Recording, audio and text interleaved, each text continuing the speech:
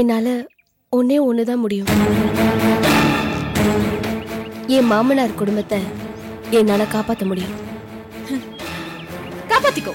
உன் மாமனாரை மட்டும் இல்ல, உனக்கு அந்த வீட்டுல இருக்கிற இடத்தையும் சேர்த்து முடிஞ்சா காப்பாத்திக்கோ. என்ன சிரிக்கிற? உங்களை நினைச்சுதான் கஷ்டமா இருக்கு. ஏண்டா இவளுக்கு ஆர்த்தி எடுத்து வீட்டுக்குள்ள கூப்பிட்டோமோன்னு ரொம்ப ஃபீல் பண்றீங்கல்ல? ஏதோ ஒரு கால்குலேஷன்ல உள்ள கூப்பிட்டுட்டீங்க. என்னோட உங்க மச்சினரையும் சேர்த்துதான். நான் உள்ள வந்ததும் உங்க கால்குலேஷன் தப்பாயிடுச்சு. ராஜ் அண்ணன் இறந்ததும் உங்களோட கால்குலேஷன் கம்ப்யூட்டர் எரர் காமிக்க ஆரம்பிச்சிருச்சு. அப்படிதானே? என்னவோ நீயும் தகுதித்தம் போட்டு பாக்குற. என்ன இந்த வீட்டை விட்டு அனுப்பணும்னு முடியல. தினேஷ் பேருக்கு நான் தான் பவர் ஆஃப் அட்டார்னியை மாத்த சொன்னேன். அந்த விஷயத்துல எனக்கு கெட்ட பேர் உண்டாக்குனேன். அனிதாவை எனக்கு எதிராக தூண்டி விட்டேன். ஜோசியக்காரனை கூப்பிட்டு குழப்பத்தை உண்டு பண்ண. ரக்ஷா பந்தனுங்கிற பேர்ல என்னை அவமானப்படுத்த நினைச்சேன். எல்லாத்தையும் பண்ணிட்டு என்கிட்ட நல்லவளா வேற நடிக்கிற. என்ன மரியாதை குறைஞ்சிருச்சேன்னு பாக்குறியா? இனிமே இப்படித்தான். உன்னை பார்த்தா பாவமா இருக்கு. என்ன பார்த்து நீ பாவப்படுற? எல்லாம் என் நேரம். ஓ நேரம் நல்லா தான் இருக்கு. ஆனா கூடிய சீக்கிரம் மாறும். மாற போறது ஏன் நேரமா இல்ல உன் நேரமான்னு பார்க்க தானே போற. பார்க்கலாம். அப்புறம் இப்ப நான் சொன்ன விஷயத்தையெல்லாம் யார்கிட்டயும் சொல்லிடாத. என்ன இந்த அபிராமி என்னைக்குமே சொல்ல மாட்டா. ஏன்னா நான் இப்ப சொன்ன விஷயத்த இங்க இருக்கிற செடி கொடி மரம் எல்லாமே கேட்டிருக்கு. என்ன பொறுத்த வரைக்கும் இதுக்கு மாதிரிதான். நீ யார்கிட்ட வேணாலும் போய் சொல்லி, உன் மாமனார் கிட்டயா, அத்தை கிட்டயா, உன் புருஷன்கிட்டயா, ஏன் புருஷன்கிட்டயா, எனக்கு இதை பத்தி எந்த கவலையும் இல்ல. ஏன்னா இந்த அபிராமியோட ஆட்டத்தை யாராலையும் தடுக்க முடியாது.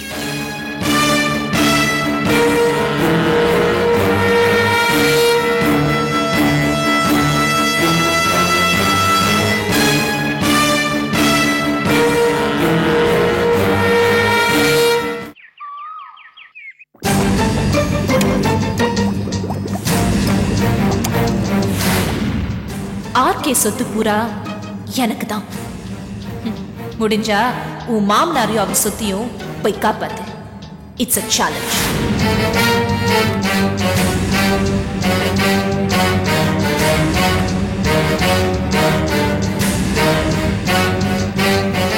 சாந்தி, அத்தை எனக்கு கொஞ்சம் காஃபி போட்டு கொடுமா. இது வந்துட்டேன்.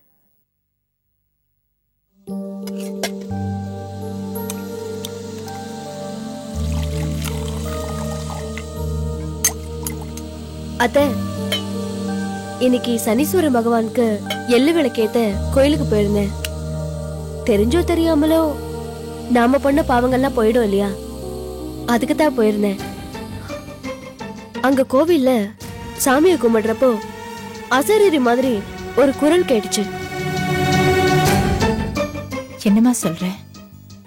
ஆமா அத்தை, எல்லாத்தையும் நேரப்படி செய்யுங்க, காலம் தாழ்த்தாதீங்கன்னு ஒரு குரல். யாரோ யார்கிட்டயோ சொல்றாங்க, அது என் காதுல விழுது. அந்த குரல் நம்மள எச்சரிக்கை பண்ற மாதிரி இருந்தது. அத கேட்ட உடனே எனக்கு சில விஷயங்கள் தோணுச்சு. சொல்லட்டுமா அத்தை? சொல்லுமா. அபிராமிக்கு அப்புறம் இந்த குடும்பத்துக்கு நல்லதே நடக்கணும்னு நினைக்கிறவன் நீ. என்ன விஷயம்னு சொல்லு. யாரையும் நான் தனிப்பட்ட முறையில பேசல. என் கருத்தை நீங்க உங்க கருத்தா நினைச்சு வெளியே சொல்லுங்க. இல்லனா மாமா காதல விழுந்து இவன பெரிய மனுஷி எனக்கு சொல்றதுன்னு சத்தம் போடுவாரு. அவர் உடம்புதான் கேடும். நல்லது செய்யணும்னு நினைச்சு நல்லதாவே நான் சொன்னா கூட அது எடுபடாம போயிடுது. சில சமயம் தசை மாதிரியும் போயிடுது. அதான் என் வருத்தம். என்னமா பண்றது? வீட்டுல படிஞ்ச ஒட்டடையை ஒழிக்கவே நாளாகும். ஆனா உங்க மாமனார் மனசுல படிஞ்ச ஒட்டடையை ஒழிக்கவோ வருஷ கணக்காகும். ஆனா போயிடும்.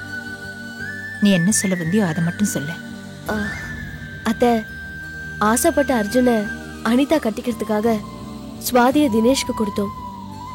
அந்த தினேஷ் கொஞ்சம் செலவாளி, பத்தாததுக்கு தொழில வர நஷ்டம். அதனால அப்பப்ப சுவாதி இங்க வர்றதும் வந்து கண் கலங்குறதும் மாமா மனசு தாங்காம பணம் கொடுக்கறதும் வாடிக்கையா போயிடுச்சு. இங்க எப்படின்னா அனிதா வசதியா வாழணும்னு ஆசைப்படுறா. அர்ஜுன் அவங்க மாமனார் சொத்தை வாங்க மாட்டேன்னு அடம்பிடிக்கிறான். ஆக 2 பேருக்கும் ஒவ்வொரு வகையில பிரச்சனை. எனக்கு என்ன தோணுதுன்னா, எப்படியும் நம்ம பொண்ணுங்களுக்கு அப்பப்ப செய்ய போறோம். இப்படி தவணை முறையில கொடுக்கறதுனால அவங்களுக்கு பிரயோஜனம் இல்ல, கொடுத்த நாமளும் பார்த்து சந்தோஷப்பட முடியல. அப்பப்ப கடன் தீருது, அப்புறம் வருது. அவங்க கேக்குறாங்களோ கேட்கலையோ, நாம நம்ம பொண்ணுங்களுக்கு செய்ய வேண்டியதை செஞ்சிடணும். அதுவும் காலா காலத்துல. என்னமா செய்யணும்? பொண்ணுங்க 2 பேருக்கும் இந்த குடும்ப சொத்துல நாம கொடுக்க வேண்டிய பங்கு இருக்கு. அது அவங்களுக்கு சேர்ந்துதானே ஆகணும். இப்படி ஒவ்வொரு தடவையும் சுவாதி கேட்க, மாமா தர, அனிதா சண்டை போட, இப்படி பிரச்சனை வளர்ந்துகிட்டே போகாம மாமா கிட்ட சொல்லி அவங்க 2 பேர் பங்கையும் பிரிச்சு காலகாலத்துல கொடுத்துட்டீங்கன்னா உங்களுக்கும் சிரமம் குறையும். நாளைக்கு உங்களை யாரும் கேள்வி கேட்க மாட்டாங்க. இந்த வீட்டு குழந்தைங்க அவங்க அனுபவிக்க வேண்டியது அவங்க தானே அத்தை. சுதந்திரமா தன்னோட செலவுகளையும் தேவைகளையும் அவங்களே சமாளிச்சுக்குவாங்க. யார் காலடியிலயும் போய் நிக்க வேண்டியது இல்லையே. யோசிச்சு பாருங்க. ஆமா சாந்தி, நீ சொல்றதுல நியாயம் இருக்கு. அவங்க பங்கு அவங்க கிட்ட கொடுத்துடலாம். பிழைக்க வேண்டியது அவங்க சாமர்த்தியம். நல்ல யோசனை சொல்லியிருக்க. ஆனா இது ஏன் யோசனையா? தயவு செஞ்சு வெளியே சொல்லிடாதீங்க. முக்கியமா மாமா கிட்ட சொல்லிடாதீங்க. அப்புறம் எல்லாமே தலைகீழ் ஆயிடும். அபிராமி அக்கா கிட்ட கூட சொல்ல வேண்டாம். பாவம் அக்கா ரொம்ப வெகுளி. எதா இருந்தாலும் நீங்க சொல்ற மாதிரி மாமா கிட்ட சொல்லிடுங்க. நான் சொல்றது சரிதானே அத்தை? சரிம்மா. அபிராமிக்கு கொஞ்சம் கூட குறைஞ்சவே இல்லை. நீ நாத்தனாருங்களுக்கு அவங்க சொத்தை பிரிச்சு கொடுக்கணும்னு நினைக்கிற பாரு, அதுவே பெரிய விஷயம். இத்தனைக்கும் உன் மேல என் பொண்ணு அனிதாவுக்கு கோவம்தான். அதெல்லாம் மறந்துட்டு பெருந்தன்மையா நடந்துக்கிறியே, ரொம்ப சந்தோஷமா இருக்கு. இது நடந்தா எனக்கும் சந்தோஷம்தான் அத்தை.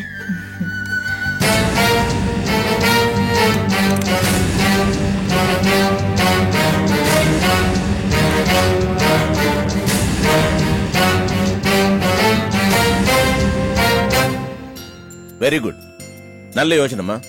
நம்ம பொண்களுக்கு அவங்க கேட்கும் போது சில்லறையா உதவி செய்யறதை விட மொத்தமா அவங்களுக்கு கொடுக்க வேண்டியதை கொடுத்துட்டா அவங்க செய்யறதை செஞ்சுக்கிறாங்க. இல்ல, என் மனசுல பட்டதை சொன்னேன்.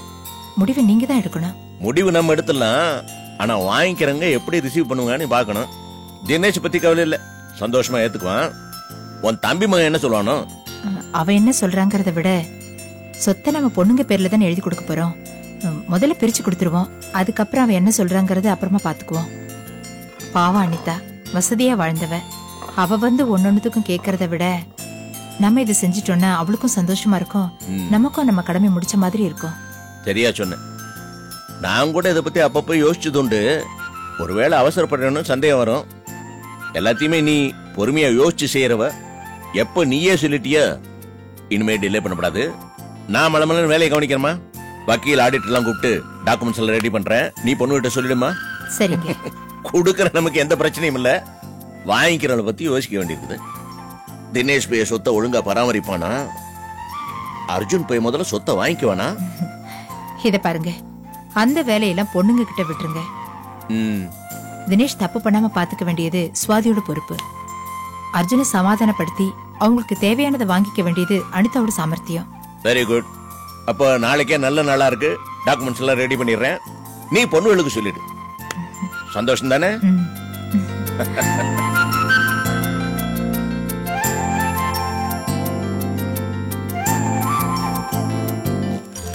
என்னடி இது 7 கிலோ எண்ணெய்? எங்களுக்கு தெரியாம ஹோட்டல் கட்டில வச்சு நடத்துறியா என்ன? தினமும் பூரி வடைன்னு கேக்குறீங்கல்ல, நான் என்ன தண்ணியில பொரிச்சு தர முடியும்?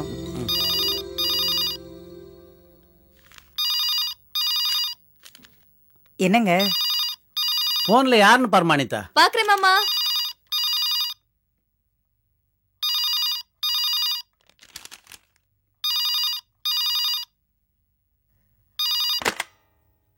ஹலோ.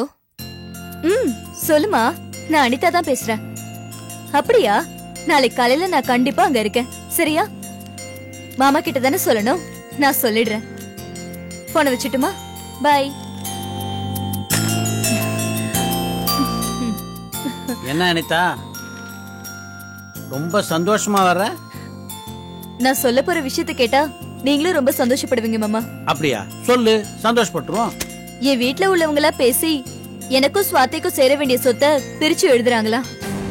அந்த டாக்குமெண்ட்ஸ் நாளைக்கு காலையிலே என் கைக்கு வந்துருமா? அத வாங்கிட்டு போக சொல்லிதான் அம்மா போன் பண்ணாங்க.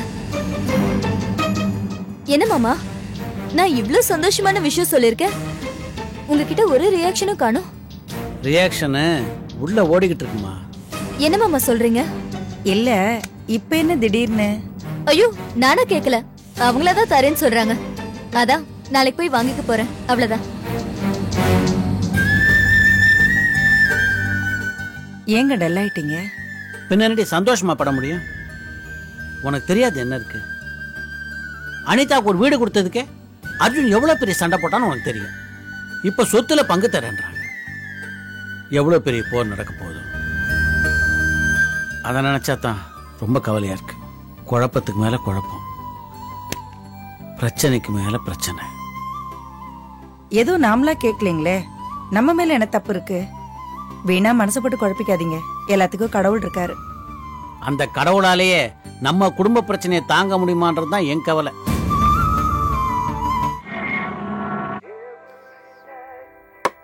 தினேஷ், கல்யாணம் ஆன உடனே எல்லாரும் பொண்டாட்டி தாசனா மாறிடுறானுங்க. ஆனா நீ ஒருத்தன் தாண்டா மச்சான், மாறாம அப்படியே இருக்க. ஆமாண்டா, தினேஷ் அன்னைக்கு ஒரே மாதிரி தான் இருப்பான்.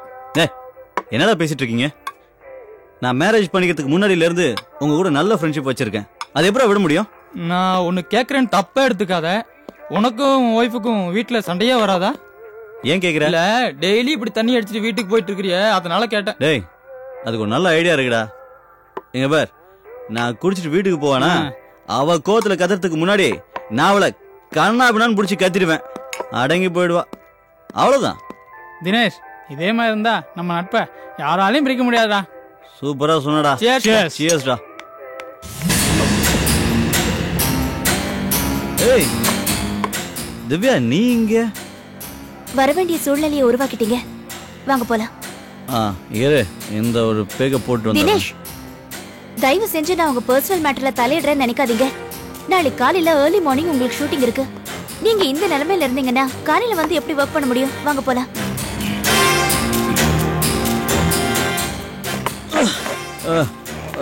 இது பாரு திவ்யா, நீ இந்த மாதிரி இடத்துக்குலாம் இன்னொரு தடவை வரவே கூடாது. It's okay. ஓகேடா, பாய். பாய். ஓகேடா மச்சான், டேக் கேர்.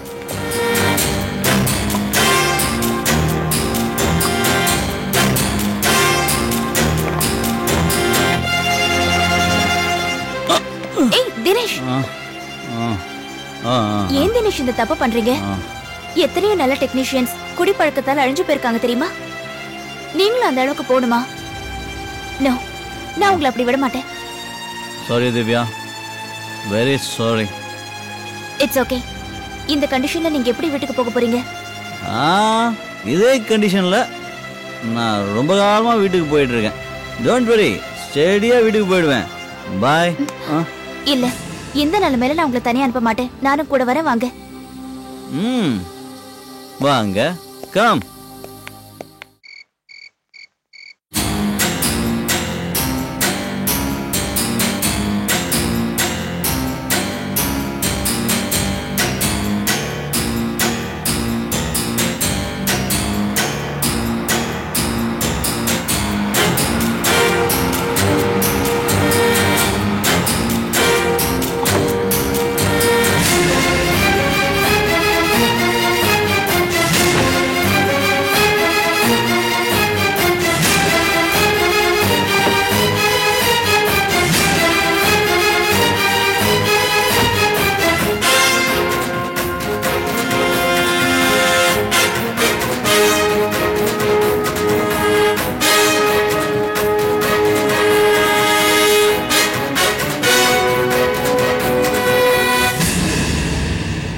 தினேஷ், உள்ள எல்லாம் உங்களுக்காக வெயிட் பண்ணிட்டு இருக்காங்க, போங்க. அவங்க கிடக்குறாங்க திவ்யா. என்ன தினேஷ் இப்படி பேசுறீங்க? முதல்ல வீட்ல இருக்கிற லேடிஸ்க்கு மரியாதை கொடுத்து பழகுங்க. அவங்க மனசு சங்கடப்படுற மாதிரி நடந்துக்காதீங்க. எனக்கு இதெல்லாம் தெரியும் திவ்யா. தெரிஞ்சுமா இப்படி எல்லாம் பேசுறீங்க? சரி, நீங்க ஏற்கனவே குடிச்சிருக்கீங்க, உள்ள போங்க. அப்புறம் எப்படி நாளைக்கு காலையில சீக்கிரமா ஒர்க் ஸ்பாட்டுக்கு வர முடியும்? நாளைக்கு காலையில ஷூட்டிங் ப்ரோக்ராம் இருக்கு, ஞாபகம் இருக்குல்ல? போய் ரெஸ்ட் எடுங்க, போங்க. சரி, நீ எப்படி ரிட்டர்ன் போற? வெரி சிம்பிள், ஒரு ஆட்டோ பிடிச்சிட்டு போயிடுவேன். நோ நோ நோ, ஆட்டோலாம் சேஃப் இல்ல. வண்டி எடுத்துட்டு போ, நாளைக்கு நீயே வந்து என்ன பிக்கப் பண்ணிக்க. Okay okay, good night. Good yeah, ஏய் take care. Okay, thanks, by.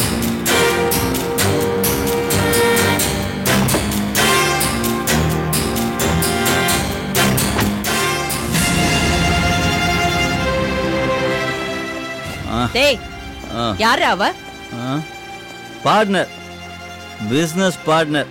எனக்கு எல்லாமே அவதான். நீ உருப்படவே மாட்டடா. ஏன்? ஏண்டா, பெத்த தாயும் கட்டின பொண்டாட்டியும் இருக்கும் போதே கண்ட பொண்ண வீட்டுக்கு கூட்டு வரையடா? ஏமா, தப்பு உங்க மேல வச்சுட்டு என்ன ஏமா திட்டுறீங்க? ஏமா, குடும்ப பொம்பளைங்கன்னா லட்சணமா கதவை பூட்டிட்டு உள்ளே இருக்கணும். உங்களே கதவை வந்து வெளில பார்க்க சொன்னது. பண்ற தப்பெல்லாம் பண்ணிட்டு என்ன திட்டுங்க. செடியா தானே இருக்கீங்க. நாங்களா? கேப்படா கேப்ப. கட்டின பொண்டாட்டி காத்துக்கிட்டு இருக்கா, அவளை பார்த்த பிறகு கூட உனக்கு புத்தி வரலையேடா? தப்புமா, அவ எனக்காக வெயிட் பண்ணல. நான் வந்தவனே தூங்கிடுவேன். தூங்கினதுக்கு அப்புறம் அவ ஆசை அர்ஜுனுக்கு போன் பண்ணுவா, பேசுவா, கொஞ்சுவா, விட்டா ஓடியே போயிடுவா. அத்தை, அவர் குடிக்கணும், அதுக்கு அவருக்கு ஏதாவது ஒரு காரணம் வேணும். அதுக்கு நான் பைத்தியக்காரத்தனமா இவர் பேசுறதுக்கெல்லாம் அர்த்தம் கண்டுபிடிச்சிட்டு இருக்க முடியாது. யாரடி பைத்தியக்காரங்கிற? நான் டீசெண்டா தான் பிஹேவ் பண்றேன். என் கொலீக் கூட ஓப்பனா தான் மூவ் பண்றேன். ஆனா நீ ஏமா, நான் தெரியாம தான் கேக்குறேன். நீ இவ்வளவு சத்தம் போடுறிய? சம்பந்தப்பட்ட பார்ட்டி ரியாக்ஷனே இல்ல. நான் யார்கிட்டயும் பேச மாட்டேன், எதுவும் கேட்க மாட்டேன். எனக்கு என் மேல நம்பிக்கை இருக்கு. அதை விட கடவுள் மேல நம்பிக்கை அதிகமாவே இருக்கு. எல்லாத்துக்கும் காலம் பதில் சொல்லும்.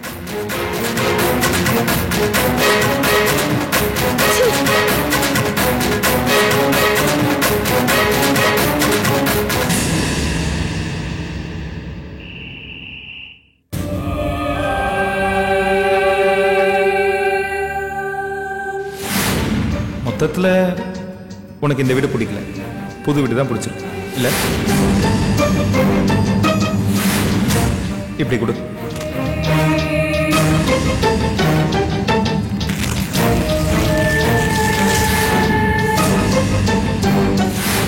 என்னங்க தன்மானம் தன்மானம் சொல்லிக்கிட்டு?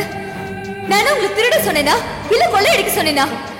எங்க அப்பா எனக்கு தரத உங்களை வாங்கி வச்சுக்கங்கன்னு சொல்றேன்.